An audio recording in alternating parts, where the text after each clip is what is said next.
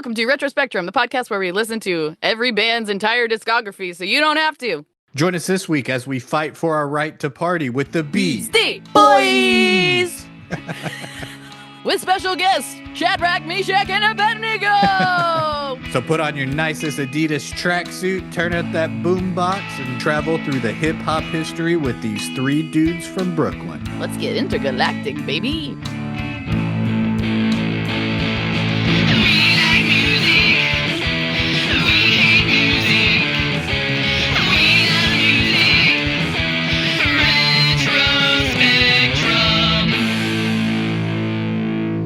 I'm obsessed with this fucking shirt. Your Star Trek shirt? Yeah. I know. I think it's what I've seen you wearing the last 5 times I've seen you. Well, no, actually, last podcast, I'm pretty sure I was wearing a similar muscle tee that was also black, but it was a Buffy one. Oh, you can see how I would get those confused. Apparently, my new uniform is just black muscle tees of TV shows I like. Your new uniform is your also 8-year-old's uniform. Yeah.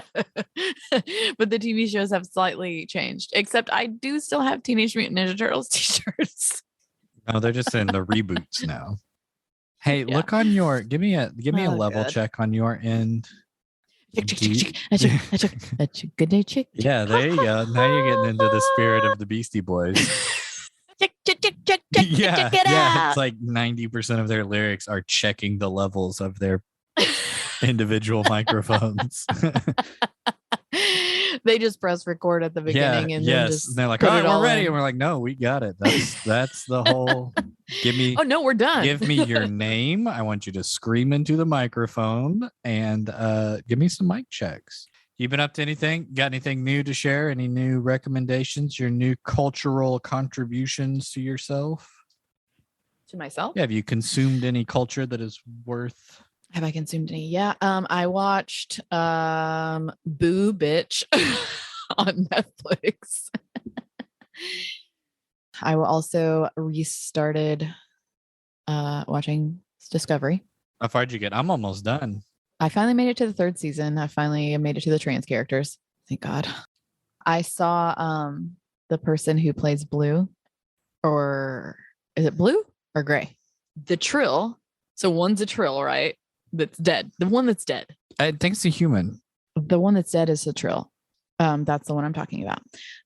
I saw them at the convention and I was really excited to see them, even though I didn't even know who it was yet, because it's obviously a trans person playing a trans person, or I'm assuming it's a trans person in the show. I don't know. It hasn't gotten to that, actually.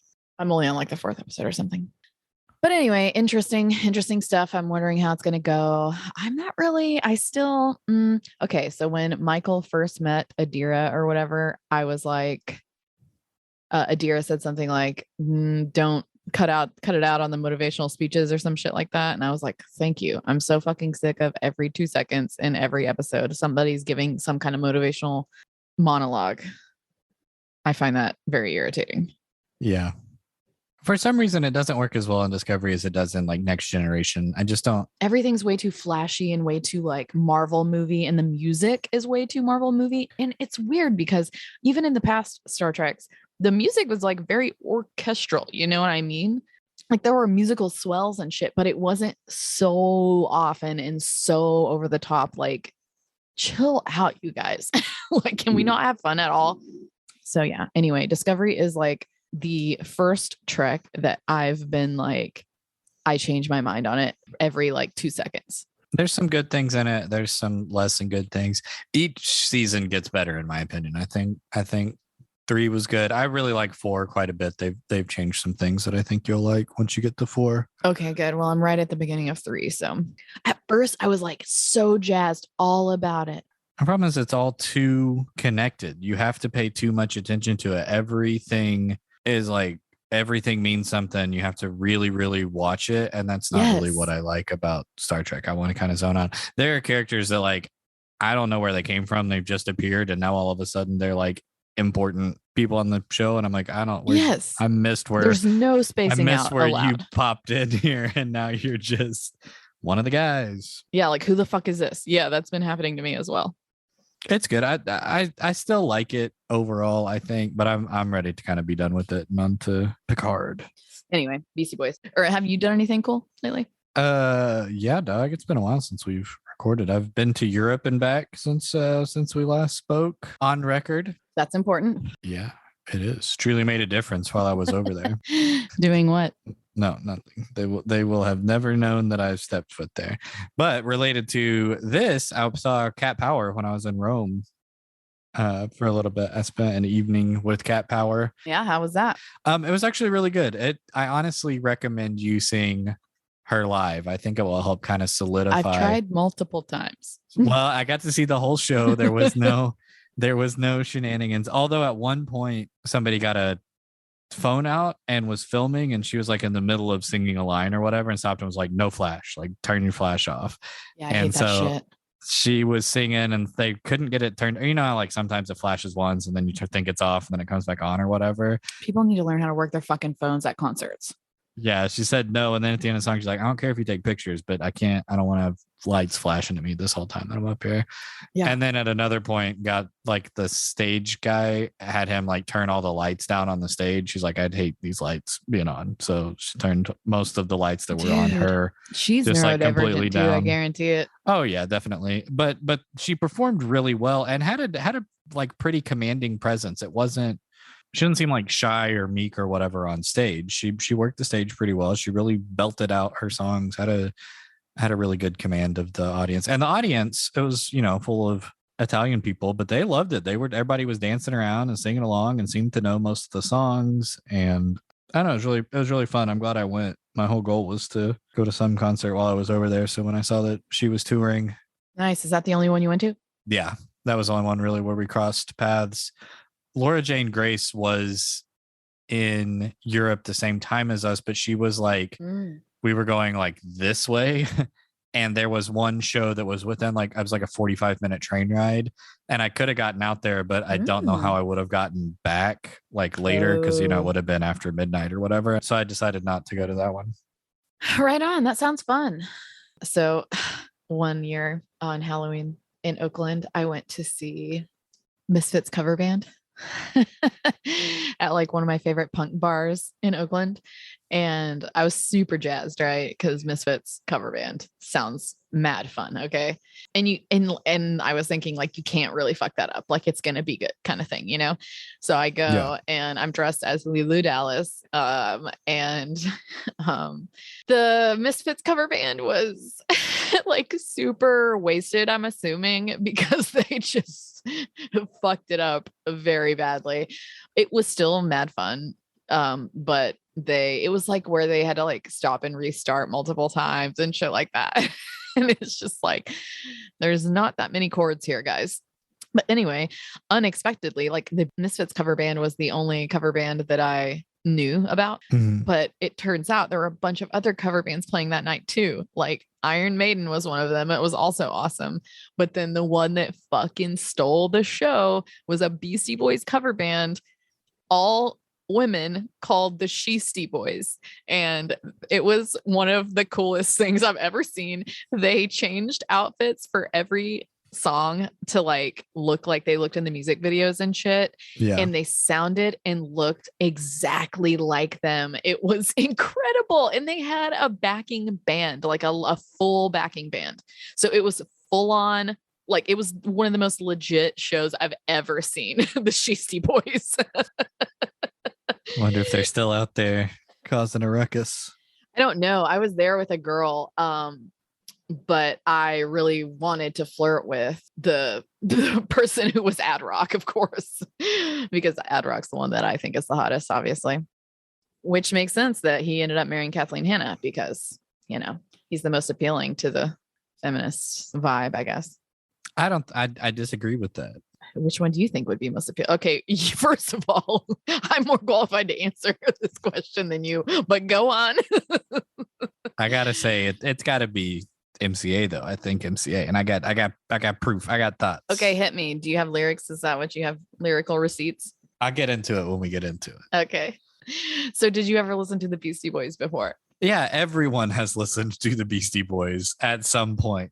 There was no getting around them. They were on. Well, sure, but did you choose it at any point? So they were on MTV all the time. I've seen all their videos like 100 times, but that's all that I know of them. So all of those songs from like Fight for Your Right to Sabotage to Intergalactic, like I know all of those songs at the same time. Like they are from the same band, and the same band that released No Sleep Till Brooklyn is the same band that released, Check Your Head or whatever. And what I have learned after going through this whole discography is that's not really true. Like you can't look at those two eras under the same light, because I always kind of wrote them off as like all this stuff, all the videos and stuff were really popular, and all their videos are funny. They had like Spike Jonze worked with them a lot, and they directed their own videos, and they were all kind of like their own little mini movies or whatever, but they were all kind of funny. And it really was around the same time when like Tom Green was doing his videos and Eminem was doing his videos, and they all kind of got lumped in together as like Eminem. You remember the Slim Shady video where he's dressed up as Robin running around and doing shit? The one that Tom Green was making fun of. The Beastie Boys were like a good 10 years before Eminem, though. No, at this time, this was like 99 or whatever. That's what I'm saying. Like I saw all this stuff at the same time, so it all kind of got grouped in together. And so I never really like took the Beastie Boys seriously. They were always just kind of like a not kind of like a gimmick band, you know what I mean? Kind of like a joke band, borderline Weird Al territory, where it's like kind of parody. I never thought of them that way in itself. Like they are kind of a parody band, or at least they kind of were in my head. I didn't give them much like cred. So I never really like went out of my way to listen to any of the other stuff. I remember when their instrumental album came out, I listened to it a few times and I really liked it then. And that's surprising to me. The instrumental one. I pay attention to things. So as far as like vibe goes of you saying like their popular songs, you kind of just group them all together. I kind of had a similar thing going on in my mind, almost as if that like all those songs were just on like the first two albums or something, and they only had two albums, like in my mind. Basically that was the vibe. That was the vibe. How else would you know? Like they had about two albums worth of singles, and so that makes sense. Same. But I always fucking loved the Beastie Boys. I'm surprised that I never really went deeper into it, because I always did really like them. I never saw them as a joke band. I get what you're saying with like mainly Intergalactic. That was kind of, or like, well, not even really Brass Monkey. I don't know. The Intergalactic one was the most like cheesy. Brass Monkey is like a joke song. I mean, it's a Brass. I mean, the lyrics are dumb. The music is dumb. Like, I mean, they're like goofballs, but I take them way more seriously than like. Yes, that's what I mean. I don't know. I take Weird Al pretty serious though. See, you're coming over to my understanding. But I'm not seeing them as a parody band or like a Weird Al vibe.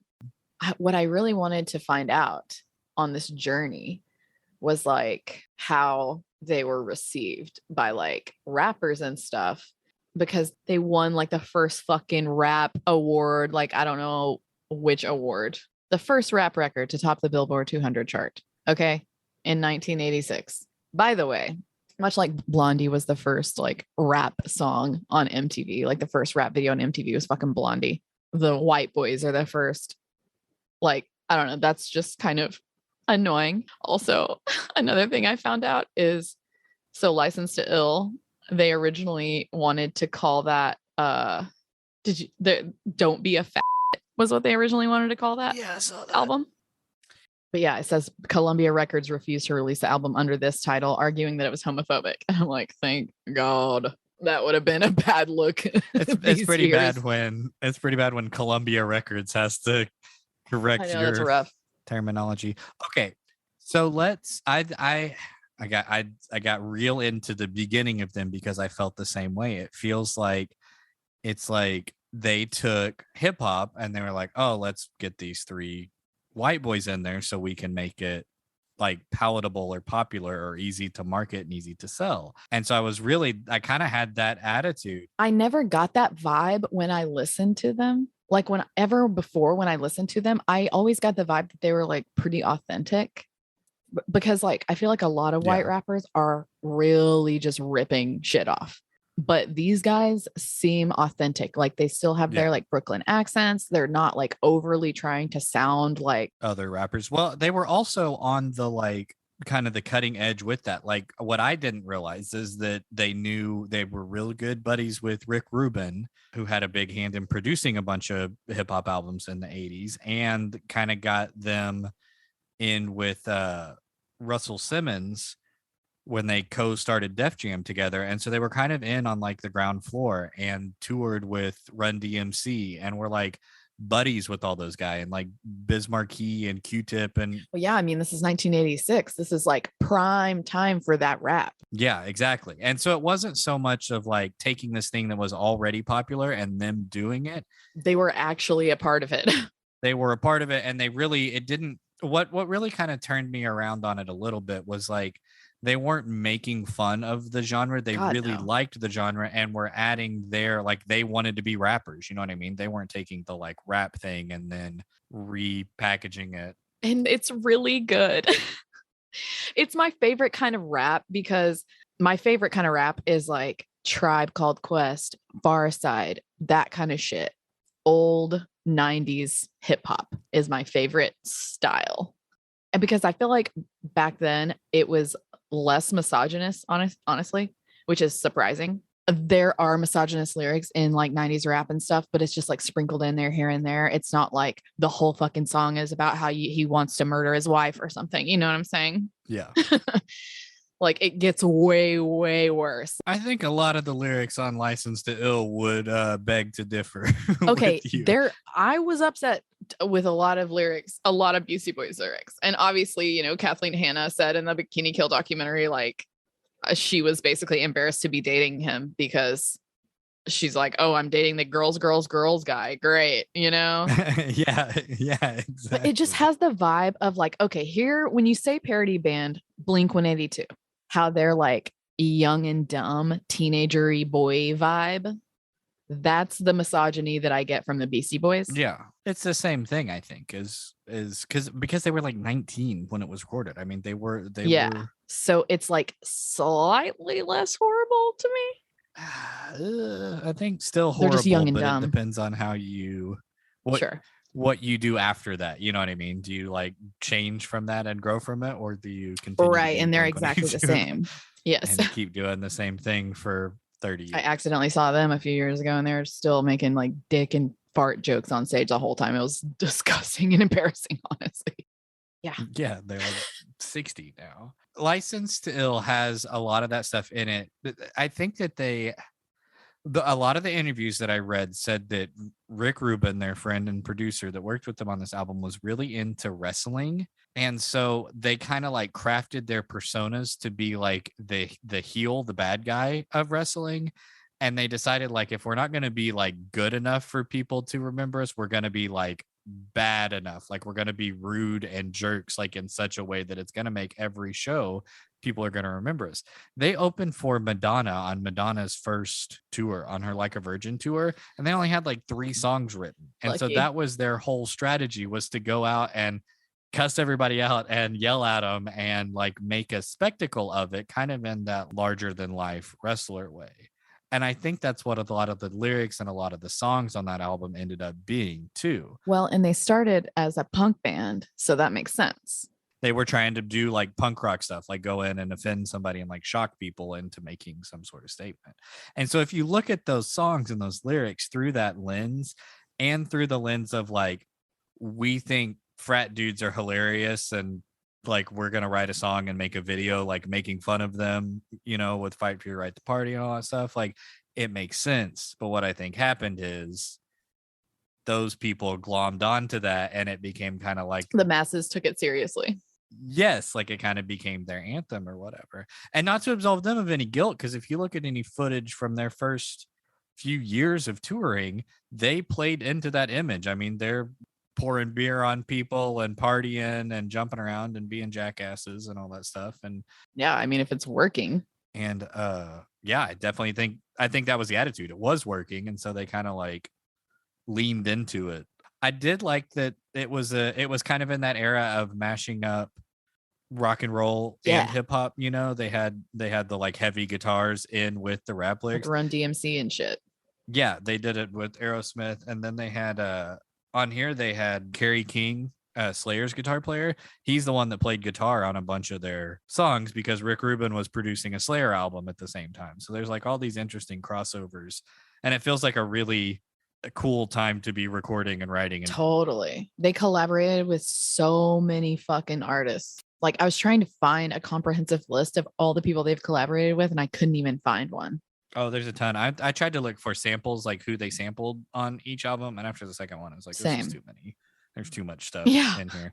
But their first album had AC/DC and Black Sabbath and The Clash and Led Zeppelin and War and like, dude. So isn't it so funny how like all of the bands that we've done have connected to each other in some way? Yes. And this one specifically connects to like almost every single one that we've done. All of them. They sampled Sly and the Family Stone. They have songs about Sly stuff too. They fucking sampled The Clash. They say some similar lyrics as They Might Be Giants. They married together. Yeah. What other bands have we done? Cat Power? Yeah, didn't get much Cat Power vibes. That makes sense. So they toured off of that one. That was like the highest selling debut of all time or something like that. You said the first hip hop album to top the Billboard charts. And what I had read was that, okay, so there's a huge, I like the behind the scenes, like label band drama. I really get into that stuff. And so when I was doing a little bit of research about them, read that they had some beef with Def Jam and like they ended poorly and they didn't talk to Rick Rubin for like 30 years. And they just recently like reconnected on some podcast. And I was like, all right, what's the dirt? What happened here? So in between their first and second album, they left Def Jam because Def Jam stopped paying them royalties, which Rick Rubin said was Capitol's doing because they weren't recording their second album. They think that Rick Rubin lied to them so he could get out of the band, and then decided that he and Russell Simmons decided to stop paying them royalties, and they were like forcing them. They're not forcing them, but really wanted them to tour a lot and like play into the bad boy persona sort of stuff. So I don't know. There was just this big falling out, and they didn't talk to each other for a long time. Because the Beastie Boys were too punk rock. I guess really what it seems like is because they all had too big of egos to sit down in a room with each other and actually talk about stuff. And over the course of that, between their first and second album, MCA quit. Like he wasn't going to tour anymore. He didn't want to do it anymore. He actually quit and didn't tell anybody. And they all kind of went their own separate ways after a few years of touring and like doing all these gigantic headlining tours and stuff. So they were very close to being a one album wonder. Yeah. Yeah, exactly. And everybody loved that album. And it would make sense for like, it's a great album. You hit and you get that big and you kind of flame out. You know, I think that's happened to hundreds of bands, and it could have happened to Beastie Boys. They persevered. Yeah, they really did. And I think their progression of the albums is really interesting. This band is like Rage Against the Machine meets The Far Side meets the Talking Heads to me. And I know I say that every single band relates to the Talking Heads, but it's fucking true, dude. I swear every single band has been influenced by the Talking Heads, and they are influenced by world music. So like, you know, everything, I guess. So how'd you feel about Paul's Boutique? I liked it. It was a little slower. They started to experiment. The first time I listened to it, I was really, really into it. The second time I listened to it, I don't know if I was in a different mood or something, but I think I was like a little bit annoyed. And then the third time I listened to it, I was into it again. So it depends on the time of day that you listen to it. Well, yeah, that's with everything. Because it's interesting doing this, because normally in our lives as people who listen to music, we are in a certain mood or whatever, and then we choose the music based on that. Right. And when you're in a certain mood and, you know, you listen to something that doesn't go with your mood, it can be hard to do. And having to do this and to listen to all these bands, it's kind of hard sometimes to get a very good, like a form an opinion on it, because it truly has so much to do with the fucking mood you're in at the time, or what else you're doing in your day, like driving or whatever. Especially if you only listen through to it one time, because sometimes it just hits you when you're not. Exactly. Like When I you could be don't want to be talking listening shit to it. on It's like, Cat Power for a whole episode, and really I fucking love her, you know? yeah, just because weren't in the right headspace to listen to Right. it. So Paul's Boutique, I guess I mean, like, is looked back by, people who know what they're talking about as like one of the greatest hip hop albums of all time. It has a ton of samples in it. Yeah, and I think they start to get like a little experimental in it. It's not just like Yeah. straightforward like rap, whatever they were doing in the first album. Well, they met these dudes, the Dust Brothers, that were The Dust DJs. Brothers. Yeah. That were DJs in LA. They had moved out to, Ad Rock had moved out to LA and was staying out there and had met these guys and brought out the other two dudes. And like I said, they were like basically broken up, but they kind of started talking again. And then they met these Dust Brothers and they're like, you guys have to hear this music that these guys are making, that these DJs are making. One of the guys that, in their documentary that I watched, one of the Dust Brothers guys is like in the recording studio with a computer. And this was 1989. And like, we'd never seen a computer in a recording studio before. Like it gave them all these new opportunities to try all this new stuff. So they recorded it with with the Dust Brothers, who had, I think, kind of put together a lot of the music on the album. I think they'd already made about half of it.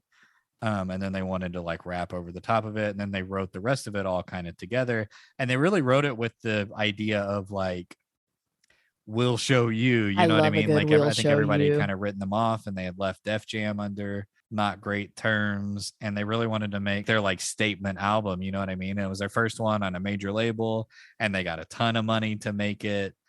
And then it came out and it flopped. That's what people were expecting? No, they thought it was going to do really well, but it flopped. It didn't do well at all. Like, I guess it was too dense and like it does not grab you in the same way that License to Ill does. Like, you listen to that and it's like first time you get it. You can hear all the stuff in there. There's not a lot of like hidden layers. It's for the masses. Like I said, I think in retrospect it has become appreciated, but I think people wanted more party music. When I first listened to it, and the second and third albums, when I first listened to them, that's when I was texting you being like, dude, you're gonna like, I can't wait for you to listen to this. This is so exciting. Like, I was really into the second and third albums the first time around. I don't know. It just got me going. I want to go spend some more time with Paul's Boutique. Like, I want to give it some headphones listens. Yeah, I feel like all of these need a lot more listening because they have sampled and like referenced so many things, so many things. And that's kind of like all good rap has a lot of references usually. So you really have to do like homework when you fucking listen to rap music because they're talking about all this shit and you're like, what the fuck is a slee stack? Oh, you know what a slee stack is. You are very familiar with the slee stack. But perhaps John and John did not. Yeah, deep ass cut. They Might Be Giants. That's the They Might Be Giants tie-in. Okay, I get it. I'm telling you, the Beastie Boys tie into almost every band we've done. They're from New York. That's where Cat Power got her start too. See, there's a tie right there. There you go. Got it. But I want to go through and write like all of the pop culture references that are in everything, because there's so many. They all compare themselves to people, and like I know half of them maybe, and I love that about old rap like that. It's so fun. Makes you want to figure out who they're talking about or what they're talking about in the other one.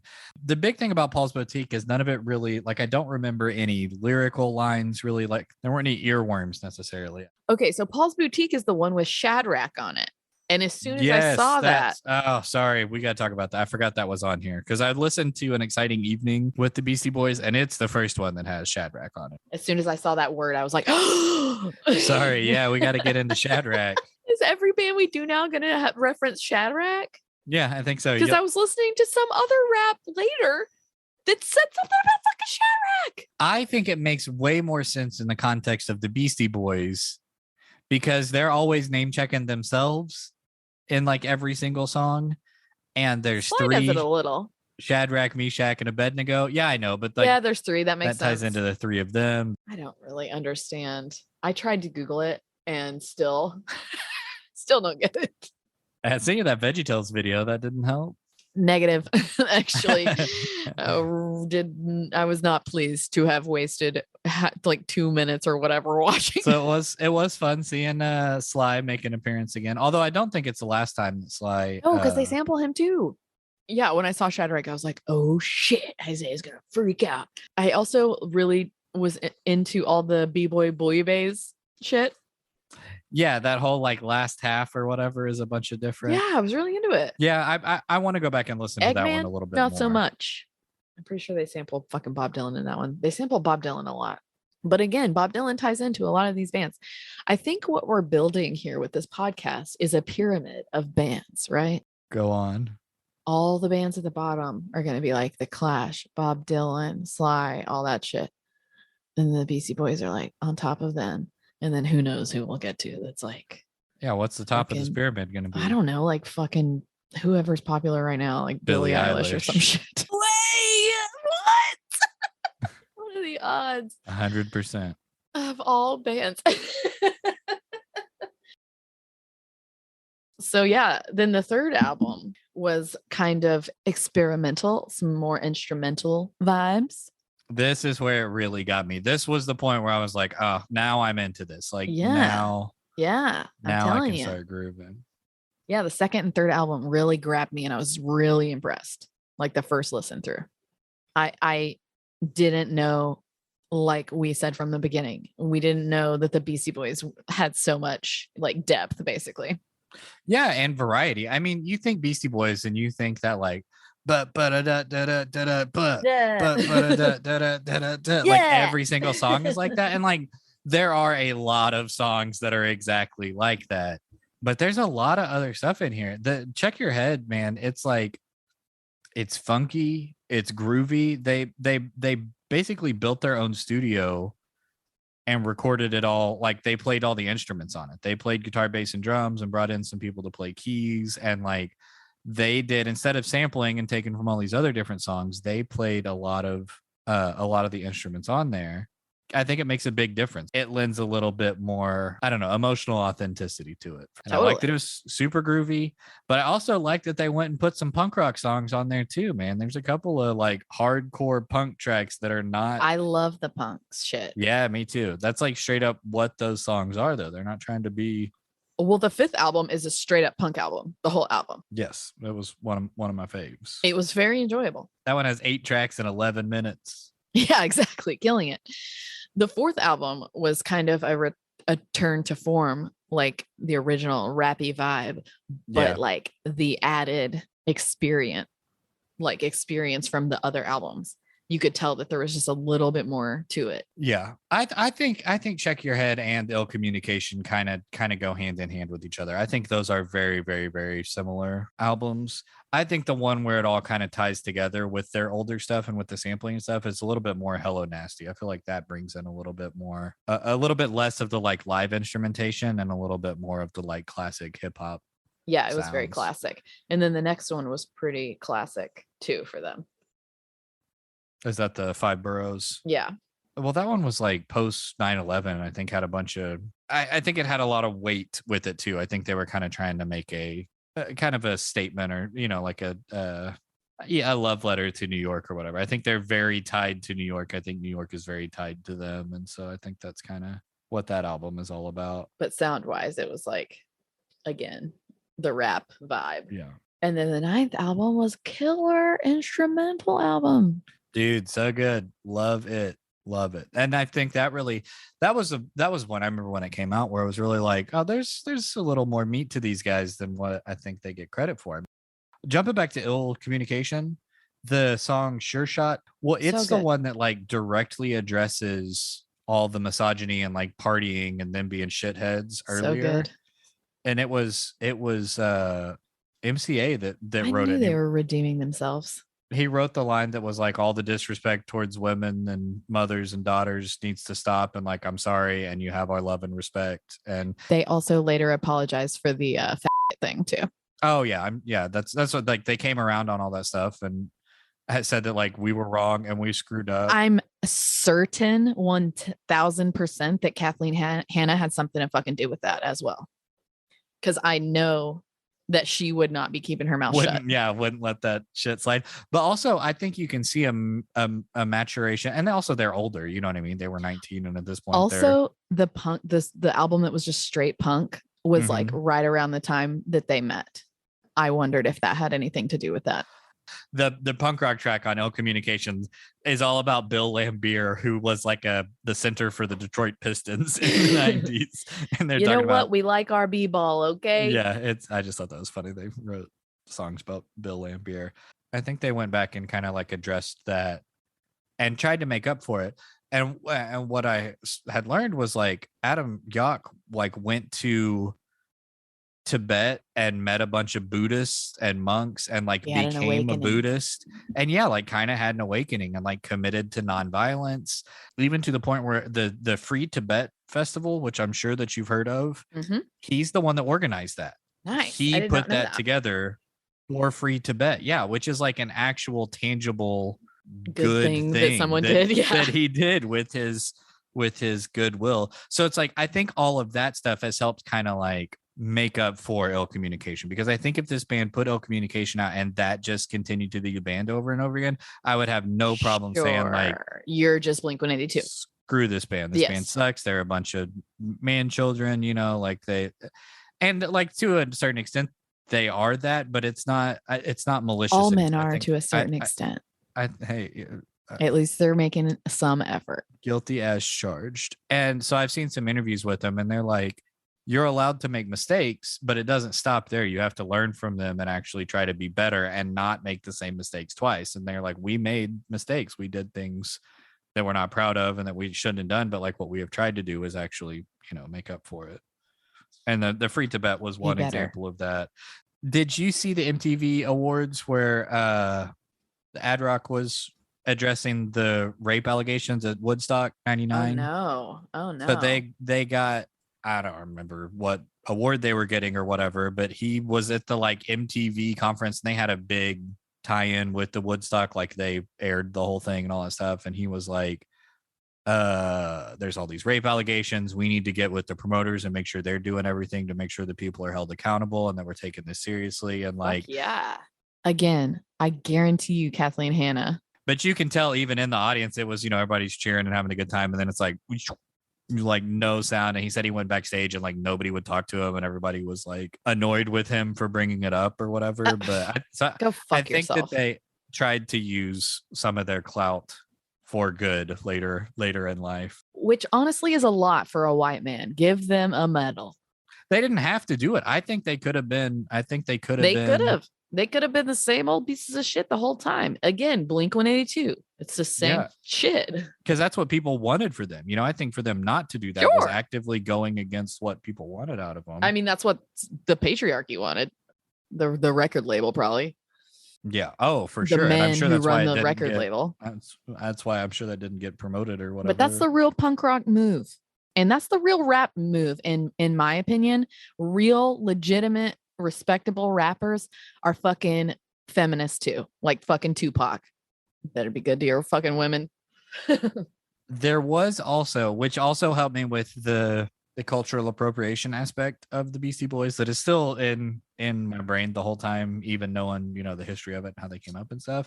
But there's one of the tracks on Ill Communication like specifically recognizes that the sound has roots in Africa, like the sound of the music that they're making has roots in Africa, and that they give their like props and respect to them or whatever. That's how you can do this shit. Okay, you can be influenced by people and not just blatantly rip it off and pretend that it's like this is our thing. Look at this thing that we made, and that's how they relate again to the Talking Heads, because the Talking Heads does that same thing. They fucking like use African type of music like in all of their shit. Like they're influenced by so many different cultures, but African music is like a huge one for Talking Heads. So, and I think that gives them credibility kind of throughout their career too. But it really did feel like they like learned and grew as their albums came out. I mean, while at the same time still being dumb and having a sense of humor. But every lyric I read, nothing was like, all their songs were talking about how great they were, but there wasn't a lot about like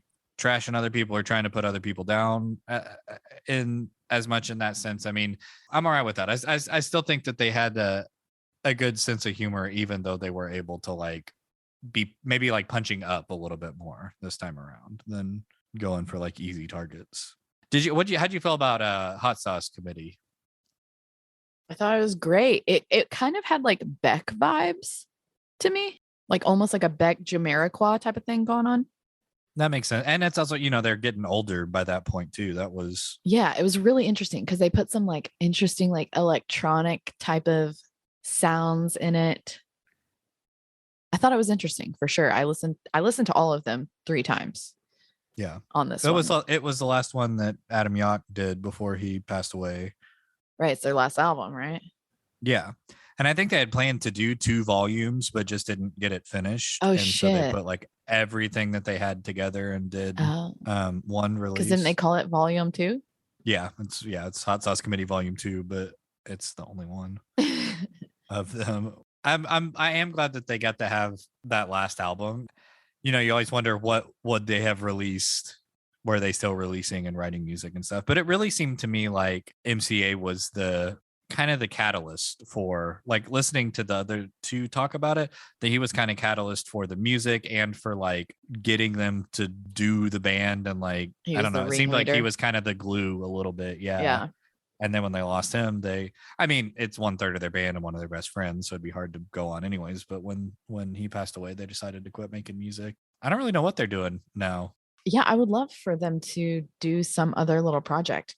It'd be really fucking cool to hear Ad Rock and Kathleen Hanna do something together. I think that would be fucking sick. So they did just put out a book with their like entire band history. That sounds fun.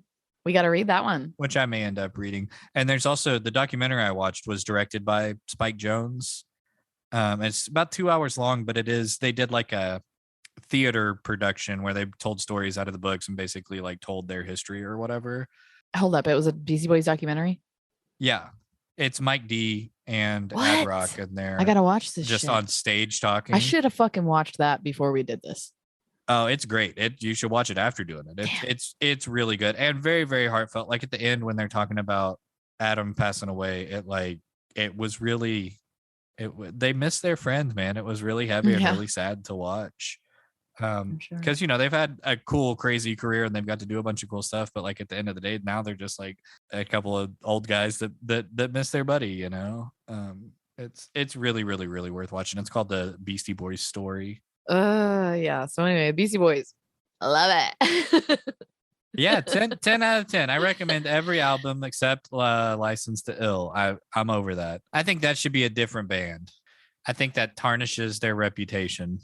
It's so catchy.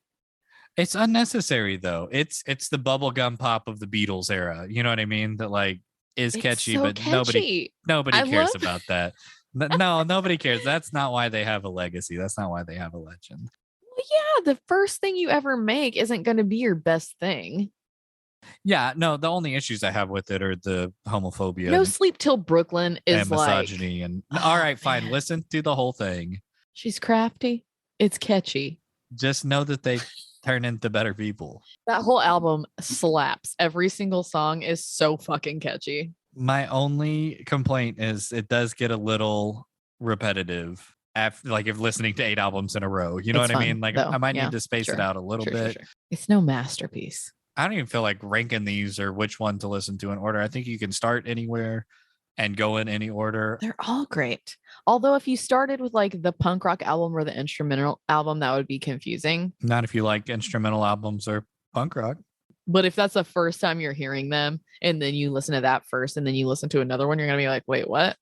These guys rap? For me, Check Your Head was the one where it really like flipped the switch on for me. I was kind of on the fence with the first 2. Like, it's fine, but not great or whatever. But with Check Your Head, that's where I decided to dive in. Good shit, man. I knew you were going to love it because I listened to it before you. So I was really excited for you to. Yeah. A lot of Star Trek references in Beastie I know, Boys. Right?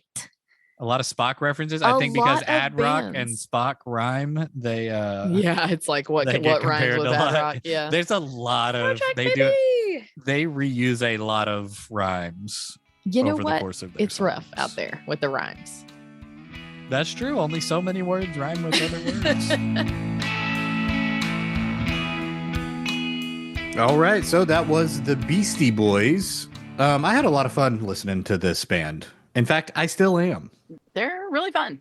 I mean, they're fighting for our right to party. Simultaneously fun and more serious than I anticipated them being. I getting into the playlist and making the Tibetan Freedom concert playlist or whatever, it really got me doing a little bit more research in that area of it. And it was like, I don't know, I know we talked about it, but it's like that was a really cool kind of more serious side of them that I wasn't expecting. Yeah, they have way more depth than anyone would know from the surface of like their like 3 popular music videos or whatever. Like, and I did. So I again, going down the reading about bands that we've covered, I read Kathleen Hanna's autobiography, Rebel Girl, and she's married to Adam Horowitz, and have always thought that was kind of weird, as she's like a feminist icon, and the Beastie Boys, especially the first album and stuff, are not. But there's a whole middle chunk of the book about how they met on tour at a festival in Australia, and I guess she was friends with Mike D first, and so he kind of invited them on this tour to Australia with them, and that's how they met. And then they had this like long distance phone conversation, and I don't know, it was kind of,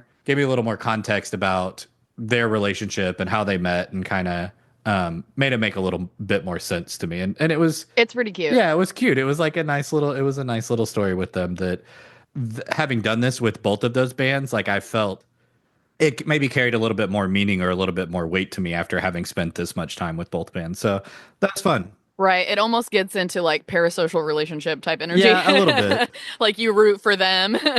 Yeah, exactly. Like, oh, good job, guys. Yeah. Like you found each other in this way or weird environment or whatever. Like it's interesting that they ended up together, and the two seemingly opposite like vibes or whatever. But actually they have a lot of middle ground. And see, that is something that everyone could learn something from, because I feel like every single person on this planet can find a middle ground if they tried, but most people don't. And again, it's more evidence that they did grow and change and like atone for their initial, I think they made some mistakes, but I have been really impressed with the literal work that they've done to kind of become better people and be better people. Yeah, that's badass.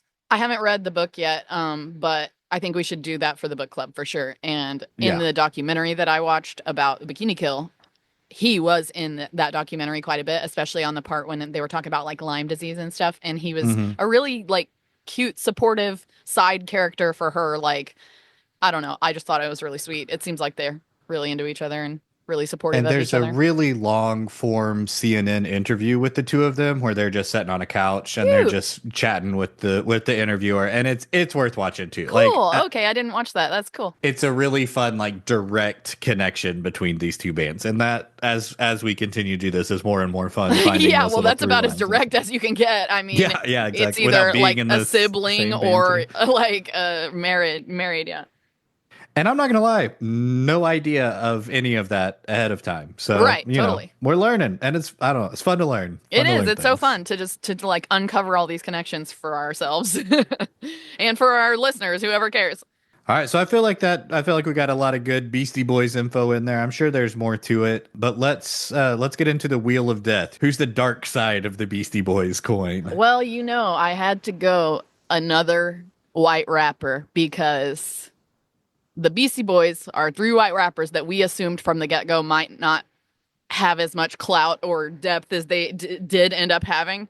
Well, This white rapper, I'm gonna guess, doesn't have that. But you never know. If we get them on the Wheel of Death, we might learn some things about Vanilla Ice. Yeah, I had thought about that this whole time, and I was like, I bet we're going Ice, baby. If we land on him, we have to watch Cool as Ice. Oh, for sure. We have to watch this movie. We're going to get into it, because I'm pretty sure, isn't he from the South? I think he's from Florida.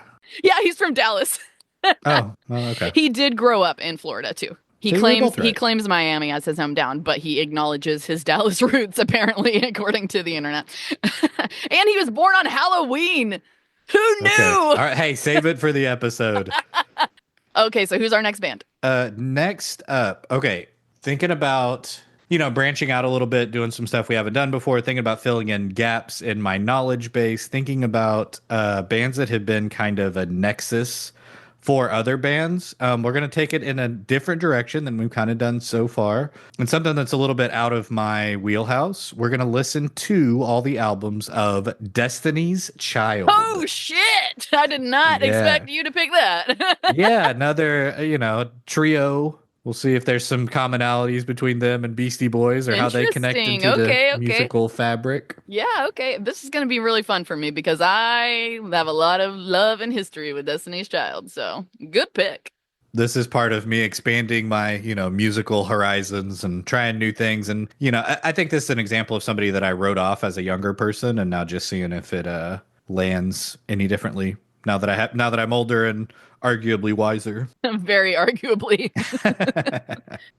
Okay, if you've made it this far, we would love for you to leave a 5-star review on your podcast app of choice. That really helps us reach new listeners. Check us out on all socials, namely Blue Sky at Retrospectrum Pod.